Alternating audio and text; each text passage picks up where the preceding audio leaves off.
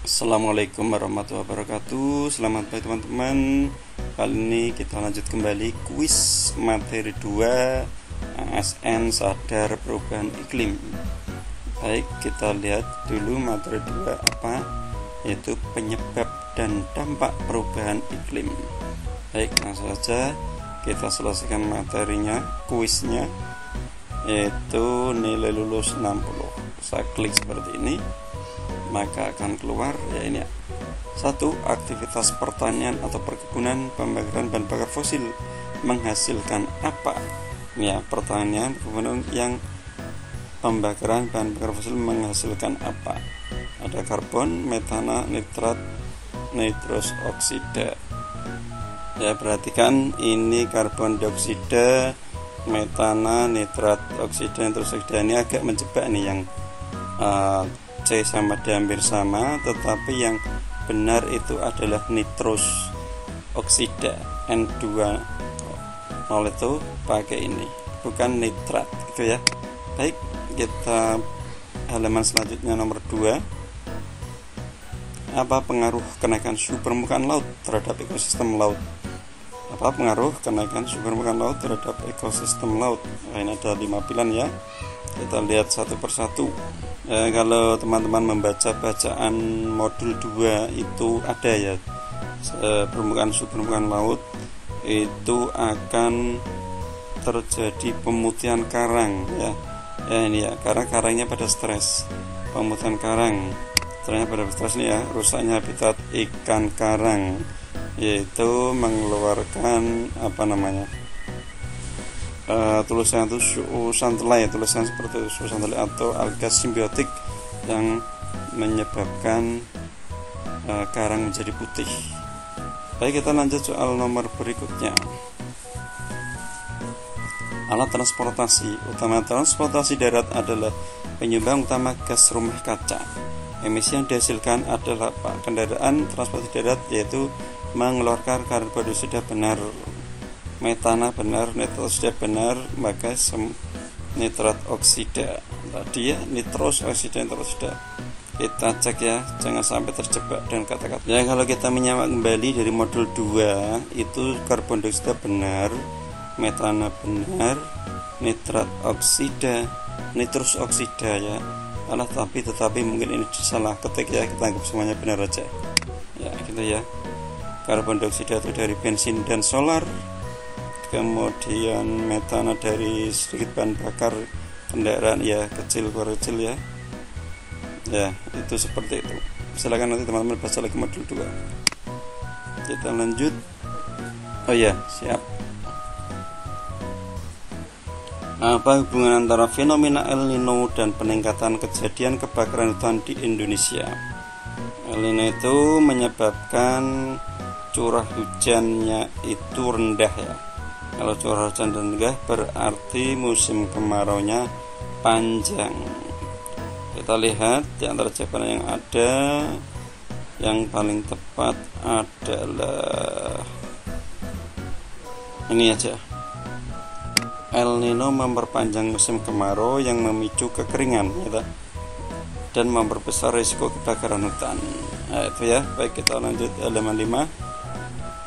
Apa konsekuensi utama jika arus termohaline global berhenti akibat pencairan es kutub?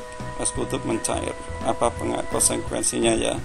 Stabilitas iklim global akan meningkat karena air laut lebih hangat, pemanasan merata di seluruh bumi, peningkatan produksi pangan di wilayah tropis, terjadinya pendinginan ekstrim di Eropa Utara, dan pemanasan daerah tropis. Tidak ada dampak signifikan pada iklim dunia. Arus termohaline global merupakan sistem sirkulasi laut ya, secara global. Ini ada panasnya ya.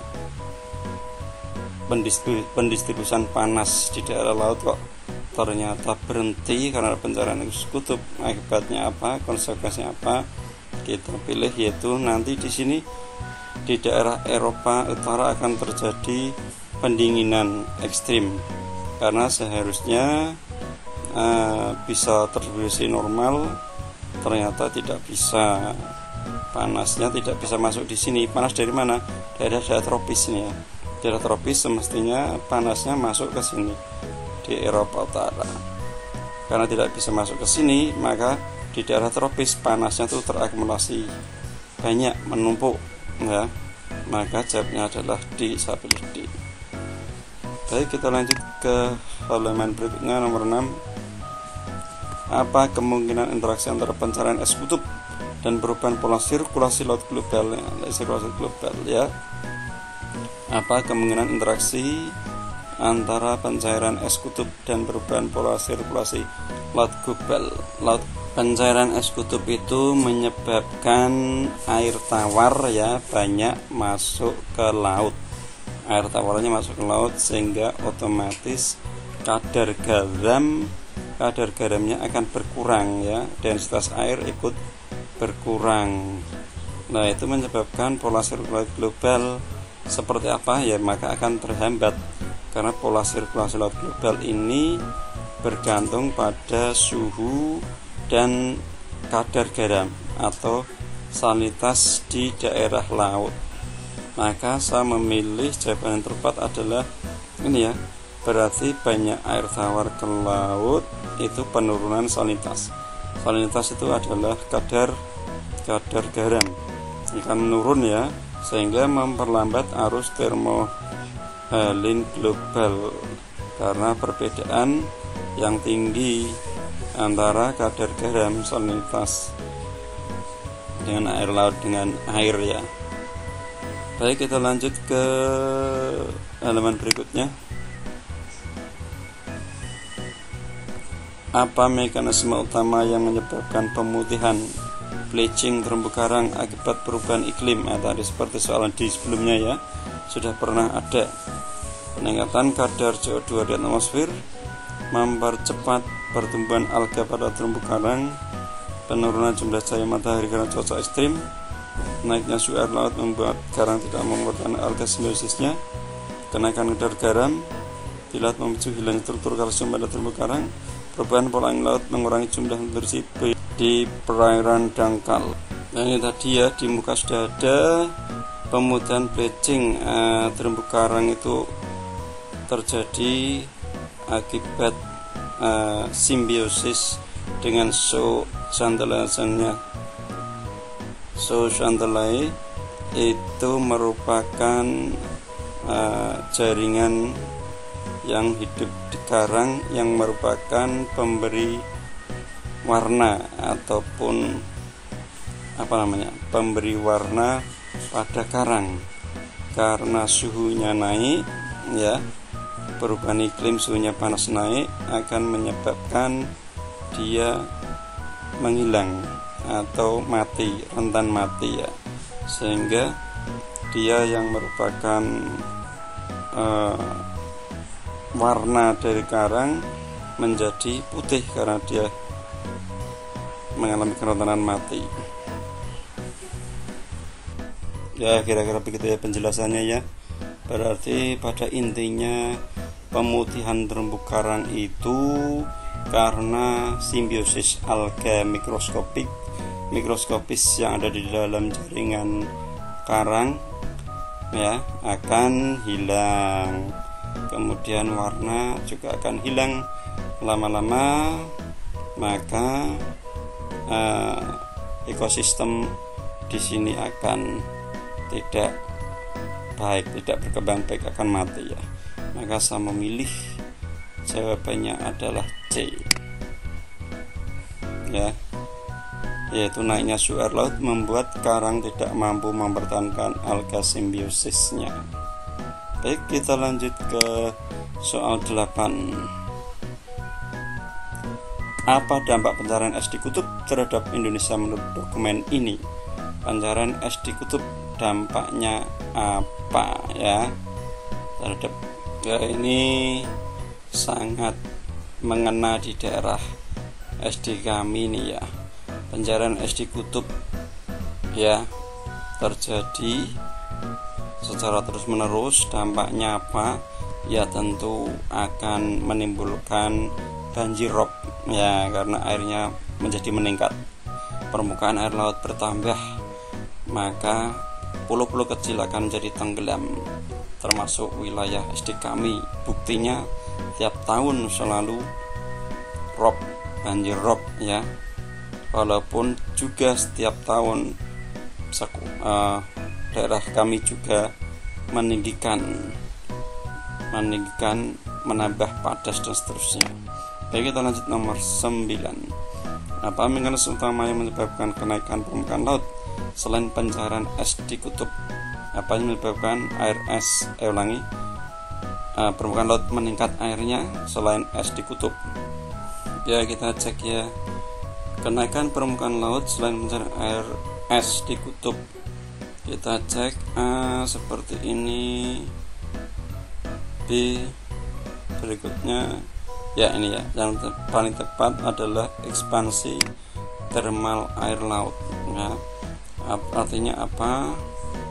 Dengan peningkatan suhu global ya, maka terjadi ekspansi termal air laut, yaitu terjadi pemuaian air laut yang lebih besar ini,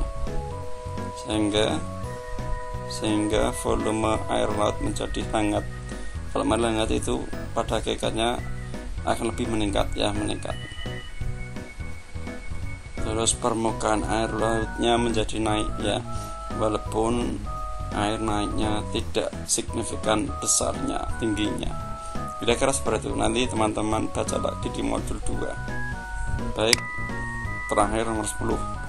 Apa dampak utama dari peningkatan suhu rata-rata global terhadap keanekaragaman hayati di laut? Dampaknya apa? Peningkatan suhu global suhunya menjadi ini meningkat ya, global ya. Itu menambah populasi spesies. Wah, kok menambah? Pada mati ya. Tidak, salah nih ya. Meningkatkan terjadi makanan bagi spesies tertentu. Juga karena banyak yang mati, maka makanan juga akan berkurang. Mendorong adaptasi cepat pada semua spesies laut. Menurunkan tingkat produksi spesies seperti udang, krill, dan penyu. Benar. Memperluas area habitat spesies laut. Memperluas ya, juga mati. Ini kemungkinan D ini ya. Saya cek kembali di bacaan modul 2 dulu. Ya, benar sekali. Setelah saya membaca kembali modul 2, yaitu peningkatan suhu rata-rata global itu terhadap keanekaragaman hayati di laut itu akan jelas berkurang. Maka di sini tingkat reproduksi spesies udang, krill, dan penyu berkurang nih ya. Ini sangat signifikan ya, karena udang krill merupakan populasi ini tuh makanan dari paus ataupun anjing laut ya. Baik, penyu juga kalau suhunya selalu naik juga akan mengalami penurunan dalam perkembangbiakan, menetaskan telurnya itu di hidupnya di sana itu ya. Ya, dampaknya sangat luar biasa. Keanekaragaman hayati maka jelas berkurang. Seperti tadi di muka, yaitu ada bleaching, yaitu pemutihan karang ya, ada itu juga. Terus ada thermal air laut, tadi air laut menjadi panas, suhunya meningkat. Saya kira seperti itu. Baik, saya selesaikan aja ya kursnya ya. Nanti malam belajar lagi di modul 2. Seperti biasa, setelah seperti ini adalah ringkasan yang telah kita kerjakan. Kemudian kirim semua dan selesai. Notif ini kirim semua dan selesai. Kita cek nilainya berapa? 80. Sudah lulus ya. Ternyata ada 2 yang salah, kita cek ya. Salahnya adalah di sini nih ya. Nitrat oksida, seharusnya nitrus oksida ya. Aktivitas pertanian, perkebunan, pembakaran bahan bakar fosil menghasilkan nitrus oksida, bukan nitrat oksida. Oh, berarti ya kan sudah tadi saya sampaikan ya, kata-katanya hampir sama. Sekarang kita cek ke bawah ya. Ternyata aktivitas pertanian, perkebunan, pembakaran bahan bakar fosil menghasilkan nitrat oksida. Mana lagi yang salah? Oh iya, ini yang salah, yang nomor 2. Apa pengaruh kenaikan suhu permukaan laut terhadap ekosistem laut? Yaitu pemutusan karang dan rusaknya habitat ikan karang. Ini ya, pemutusan karang dan rusaknya habitat ikan karang. Saya mau menjawab apa tadi? Oh, ini sudah benar kok. salah ini. Oh, nomor 3 ini ya. Alat transportasi utama transportasi darat adalah penyumbang utama gas rumah kaca GRK yang bisa dihasilkan adalah, jawab semua benar, salah ya. Ternyata yang paling benar adalah karbon dioksida, penyumbang terbesar. Oh, karena ini ya, penyumbang utama ya memang karbon dioksida sih. Tadi memang ada beberapa metana, kalau ya itu hanya kecil karena itu ternyata penyumbang utama, berarti dianggap yang terbesar ya. Ya benar, karbon dioksida. Baik, sebagai pembelajaran bagi saya, mudah-mudahan ke depan bisa lebih maksimal lagi ya. Terima kasih teman-teman, ini saja untuk pengerjaan kuis materi 2 ASN Sadar Perubahan Iklim. Semoga bermanfaat. Terima kasih. Assalamualaikum warahmatullahi wabarakatuh.